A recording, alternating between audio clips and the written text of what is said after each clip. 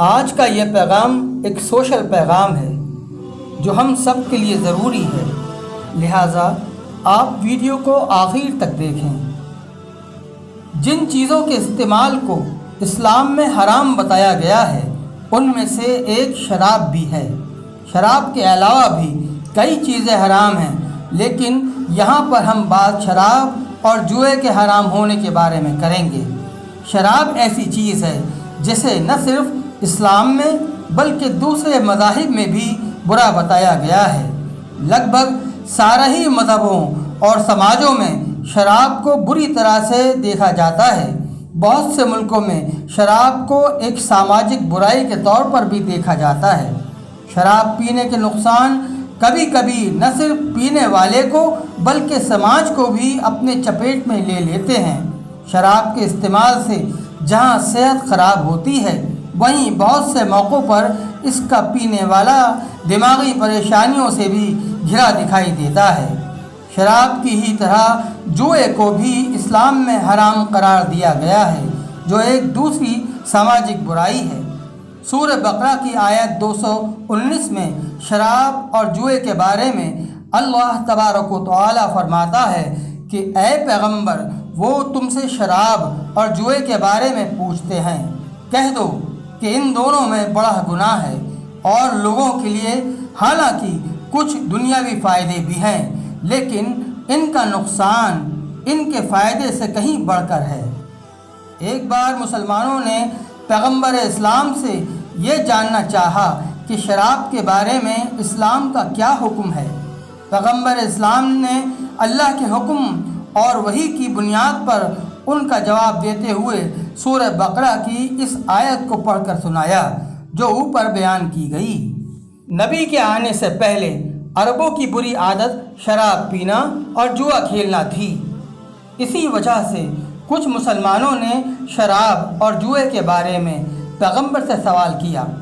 پیغمبر نے اللہ کے حکم کی بنیاد پر فرمایا کہ حالانکہ انگور لگانے اور اس سے شراب بنا کر بیچنے میں تم میں سے کچھ لوگوں کے لیے دنیاوی فائدے ہیں، یا جوئے میں ایک فریق کو کافی پیسہ مل جاتا ہے، لیکن ان دونوں کی برائی ان کے فائدوں سے کہیں بڑھ کر ہے، لہذا تم انہیں چھوڑ دو۔ اس لیے کہا گیا ہے کہ کسی بھی کام کا فیصلہ کرتے وقت انسان کو اپنی روح اور نیت کے لیے نقصان دہ کام کو کسی بھی حالت میں نہیں چننا چاہیے، چاہے اس میں کتنا ہی فائدہ اور کتنا ہی منافع کیوں نہ ہو۔ جیسا کہ شراب بنانے اور بیچنے اور جوئے میں جو آمدنی ہوتی ہے، لیکن قرآن کریم نے اس سے روکا ہے۔ اللہ تبارک و تعالی نے دماغ کو نقصان پہنچانے والی شراب اور معاشی بدامنی اور نفرت اور جرم کی وجہ بننے والے جوئے کو بھی حرام قرار دیا ہے۔ دین اسلام نے جب اپنا پیغام عرب کے معاشرے میں دیا تو وہ ایسا ماحول اور سماج میں آیا جس میں شراب، جوئے اور مورتی پوجا کا زیادہ چلن تھا۔ عرب دنیا میں اسلام کے آنے سے پہلے کچھ لوگ شراب پیا کرتے تھے۔ جس وقت اسلام عرب میں آیا اس وقت بھی بہت سے لوگ شراب کا استعمال کرتے تھے۔ عرب میں قرآن نازل ہونے کی ابتدا سے شراب اور جوئے کے بارے میں کوئی آیت نازل نہیں ہوئی تھی۔ کچھ لوگ اس بارے میں پروردگار کا حکم جاننے کے لیے بے چین تھے۔ ایک بار صحابی عبد الرحمن بن عوف رضی اللہ تعالی عنہ نے اپنے دوستوں کو رات کے کھانے کی دعوت دی۔ اس دعوت میں شراب بھی پروسی گئی اور جوا بھی کھیلا گیا۔ یہ واقعہ قرآن کے نزول کے شروعاتی وقت کا ہے۔ بن عوف کے مہمانوں نے اتنی زیادہ شراب پی لی کہ وہ مدہوش ہو گئے۔ ان میں سے کچھ لوگ جوا بھی کھیلتے رہے۔ اسی بیچ نماز کا وقت آ گیا اور وہ لوگ نماز پڑھنا بھول گئے۔ اس دوران کسی نے انہیں نماز کی یاد دلائی۔ موجودہ لوگوں نے وضو کیا اور وہ نشے کی حالت میں ہی نماز کے لیے کھڑے ہو گئے۔ یہ سارے لوگ عبد الرحمن بن عوف کے پیچھے جماعت سے نماز پڑھنے لگے۔ بن عوف نے پہلے سورہ الحمد پڑھا اور پھر سورہ کافرون پڑھنا شروع کیا۔ سورہ شروع کرنے کے بعد بن عوف اس کا اگلا حصہ بھول گئے۔ جماعت سے نماز پڑھنے والوں میں سے ایک نے اس آیت کو پڑھنا شروع کیا جسے عوف پڑھنا بھول گئے تھے۔ نشے کی وجہ سے، آیت کو ٹھیک سے نہ سمجھنے کی وجہ سے انہوں نے جس طرح سے آیت پڑھنا شروع کیا اس سے آیت کا مطلب الٹا ہو گیا تھا۔ انہوں نے 2 بار آیت پڑھنے میں غلطی کی اور دونوں بار اس کا مطلب بدل گیا۔ بہرحال کسی طرح سے نماز ختم ہوئی۔ اس واقعے کے بعد وہاں پر موجودہ لوگوں میں سے ایک دوسرے سے نظر ملانے کی ہمت نہیں تھی۔ بعد میں ان لوگوں نے یہ طے کیا کہ اس واقعے کی خبر کسی دوسرے کو نہ ہو پائے، اس لیے اس بارے میں کسی سے کوئی بات نہ کی جائے، کیونکہ جو کچھ ہوا وہ بہت ہی غلط ہوا۔ لاکھ چھپانے کے باوجود یہ خبر ہر طرف پھیل گئی۔ جب یہ خبر عام ہوئی تو مسلمانوں نے ان لوگوں کا مذاق اڑانا شروع کیا اور طعنے بھی دیے۔ جب عبد الرحمن بن عوف اور ان کے ساتھی مسلمانوں کے طعنوں کو سہن نہیں کر پائے تو وہ مجبور ہو کر پیغمبر اسلام کی خدمت میں حاضر ہوئے۔ وہاں پہنچ کر لوگوں نے اپنی غلطی قبول کی اور معافی بھی مانگی۔ کہا کہ آپ شراب پینے کے بارے میں اپنے رب کے حکم سے ہمیں واقف کرائیے۔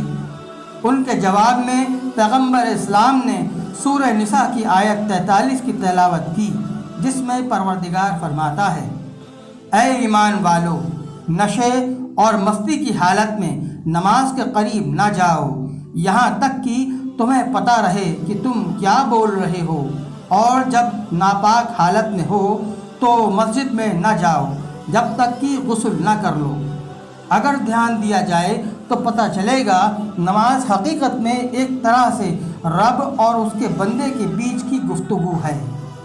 قدرتی بات ہے، نشے کی حالت میں یہ کام کسی بھی حالت میں مناسب نہیں، کیونکہ نشے میں ہوش قابو نہیں رہتے، اس لیے نماز پڑھنے کے لیے نارمل حالت میں ہونا ضروری ہے۔ سورہ نساء کی اس آیت کے آنے کے بعد، یعنی اس کے نزول ہونے کے بعد، ایسے لوگوں نے جو شراب پیا کرتے تھے انہوں نے ہمیشہ کے لیے پینا چھوڑ دیا۔ ایک بار عباسی خلیفہ مہدی نے امام موسیٰ کاظم رحمۃ اللہ علیہ سے پوچھا کہ کیا قرآن میں شراب کو حرام بتایا گیا ہے؟ انہوں نے کہا کہ سورہ بقرہ کی آیت 219 سے یہ تو سمجھ میں آتا ہے کہ شراب نہیں پینا چاہیے، لیکن اس میں یہ نہیں کہا گیا کہ شراب کا پینا حرام ہے۔ اس کے جواب میں امام موسیٰ کاظم نے مہدی سے کہا کہ اللہ کی کتاب میں شراب کو حرام بتایا گیا ہے۔ انہوں نے کہا کہ اس آیت میں ایک لفظ اسم کا استعمال ہوا ہے جس کا مطلب ہوتا ہے گناہ۔ یہ گناہ ایک گناہ کبیرہ ہے جو حرام ہے۔ اللہ تبارک و تعالی نے اسے برا کام بھی بتایا ہے۔ امام نے پہلے سورہ مائدہ کی آیت 90 کی تلاوت کی، جس کا مطلب ہے: اے ایمان والو، بے شک شراب، جوا، مورتیاں اور پاسے یہ سب شیطان کے گندے کام ہیں، تو ان سے دور رہو تاکہ تم کامیاب ہو سکو۔ سورہ بقرہ کی آیت 219 کے دوسرے حصے میں پروردگار فرماتا ہے: اور وہ تم سے پوچھتے ہیں کہ بھلائی کے راستے میں کیا خرچ کریں، کہہ دو کہ جو تمہاری ضرورت سے زیادہ ہو۔ اس طرح اللہ تمہارے لیے اپنی آیتیں صاف کرتا ہے تاکہ شاید تم دنیا اور قیامت کے بارے میں غور و فکر کرو۔ پیغمبر اسلام صلی اللہ علیہ وآلہ وسلم سے کیا جانے والا ایک دوسرا سوال یتیموں کی دیکھ بھال کے تعلق سے تھا، کیونکہ کچھ مسلمانوں نے اس ڈر سے کہ کہیں یتیموں کا مال ان کے مال سے مل نہ جائے، یعنی دونوں مال آپس میں گڑبڑ نہ ہو جائیں، ان کے اور برتن کو الگ کر دیا تھا، اور اس وجہ سے انہیں کافی پریشانی ہو رہی تھی۔ پیغمبر نے اس سوال کے جواب میں بھی اللہ کے حکم کی بنیاد پر کہا کہ جو بات اہم ہے وہ یتیموں کے مال میں اچھائی اور سدھار ہے، اس کی اس طرح دیکھ بھال کی جائے کہ جس میں اس کا فائدہ ہو، نہ یہ کہ یتیموں کا مال اپنے مال سے مل جانے کے ڈر سے تم ان کی دیکھ بھال کی ذمہ داری قبول نہ کرو۔ انہیں اکیلا چھوڑ دو۔ ان کی زندگی اور تمہاری زندگی کے ملنے میں اس وقت تک کوئی رکاوٹ نہیں ہے جب تک ان کا مال برباد نہ ہو یا تم ان کے مال سے مناسب فائدہ نہ اٹھاؤ۔ جان لو کہ اللہ تمہارے کاموں کو دیکھ رہا ہے اور بھلا چاہنے والے اور برا چاہنے والے کو الگ الگ پہچانتا ہے۔ تمہارا رب نہیں چاہتا کہ تم مشکل میں پڑو، اس لیے اس نے یتیموں کے مال کو اپنے مال سے الگ رکھنے کا حکم دیا ہے، لہٰذا تم لوگ خود اس کا دھیان رکھو۔ جہاں قرآن پاک لوگوں کو اپنے اور پیغمبر اسلام صلی اللہ علیہ وسلم کے مطابق زندگی گزارنے کا حکم دیتا ہے، وہیں اس کے ساتھ ہی وہ یہ نہیں چاہتا کہ یہ پیروی اندھی ہو۔ اندھی پیروی کا کوئی فائدہ نہیں ہوتا بلکہ اس سے نقصان ہوتا ہے، لہذا بغیر سوچے سمجھے اسلامی تعلیمات کی پیروی نہ کرتے ہوئے اس کو پڑھ کر سمجھو بھی۔ اسلام کا کہنا ہے کہ اسلامی تعلیمات کو عملی بنانے کے لیے یعنی زندگی میں اتارنے کے لیے دماغ کا صحیح ڈھنگ سے استعمال کیا جائے تاکہ حقیقت کو صحیح ڈھنگ سے سمجھا جا سکے۔